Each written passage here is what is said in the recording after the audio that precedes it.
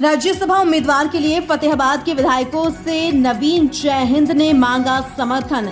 CET के जिन बच्चों ने एग्जाम दिए हैं, सरकार उनको स्थायी नौकरी नहीं दे सकती तो कम से कम 10,000 रुपये मासिक गुजारा भत्ता उनको जरूर देना चाहिए। यह बात फतेहाबाद में नवीन जयहिंद ने पत्रकारों से बातचीत करते हुए कही।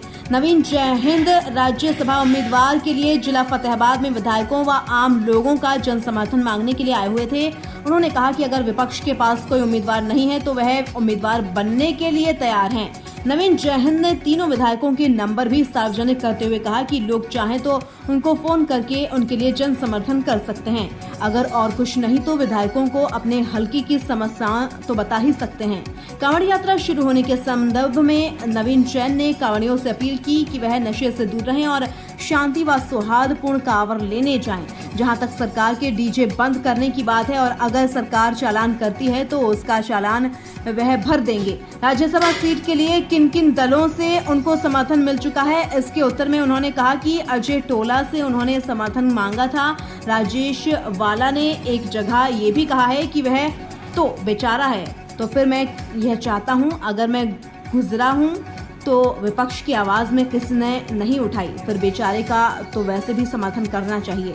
उन्होंने कहा कि उन्होंने हुड्डा से भी समर्थन मांगा है। नवीन जैन ने कहा कि अगर विपक्षी दलों के पास कोई उम्मीदवार नहीं है तो वह उम्मीदवार बनने को तैयार हैं। अगर वह मेरा समर्थन नहीं करते तो फिर तो सच्चा धर्म वैसे ही जीत जाएगा। इसलिए विपक्ष अगर कोई उम्मीदवार खड़ा नहीं करता तो उसको मेरा राज्यसभा सीट के लिए समर्थन करना चाहिए। इशू हमने पूरे हरियाणा में पिछले सालों उठाए हैं, उनको लेके राज्यसभा चुनाव मेरी तरफ से हम ये कह रहे हैं कि ये जो घी है ये हम वो ऐसे ही लेके घूम रहे हैं। घी और लंगोटी नहीं होती है, जैसे वे लंगोटी घुमा देते हैं, तो इस तरह से हम ये कह रहे हैं कि कोई भी पहलवान हो, किसी भी पार्टी के पास हो, तो हम तैयार हैं उस पहलवान से संघर्ष के दंगल में। हमारे से ज़्यादा किसी ने संघर्ष करा हो, मुद्दे उठाए हो, ये दंगल तो आपके यहाँ भी होते होंगे ना, होते हैं ना, तो ये दंगल है संघर्ष का।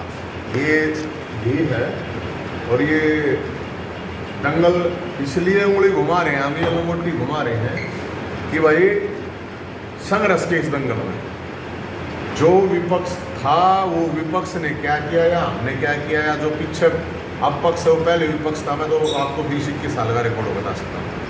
तो लोगों से अपील इसलिए कर रहे हैं कि जनता के लिए लड़ाई लड़िए और विधायकों को वोट डालें, तो विधायक को अपील कर सकते हैं फ़ोन करके कि आप वोट दीजिए। आपका कोई इसमें सवाल हो तो आप ज़रूर आप सवाल कर सकते हैं। नेताओं से बातचीत हुई है कि मान लो जो विपक्ष के नेता हैं कोई राष्ट्रीय पार्टी से या अभी क्षेत्रीय पार्टी के नेता से जब ये बात चली मैं आपको बताऊँ तो आज जैसे टड़ा जी बोलेगी वो तो बेचारा है, उसके हाथ में कुछ है, तो भाई आप लोगों के पास तो 10 विधायक हैं और बेचारा भी अगर मानते हो 1 दर्जन केस लेके इतने आंदोलन करके, तो बेचारे का तो वैसे भी साथ दे देना चाहिए।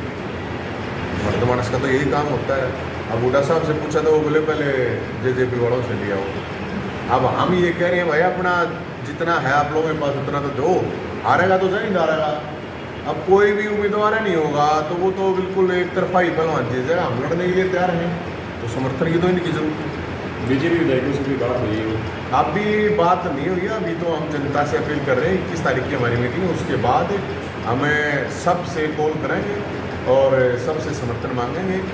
बाकी एज ए पार्टी तो मैं विपक्ष के पास ही जा सकता हूँ, सरकार से सत्ता पक्ष से तो लड़ाई हूँ मैं, तो उनसे तो एज ए पार्टी तो समर्थन मांगना व्यवहारिक नहीं है कि पहले मैं जाके उनके पास जाऊँ। हरियाणा में किसी निर्दलीय विधायक ने या किसी क्षेत्रीय पार्टी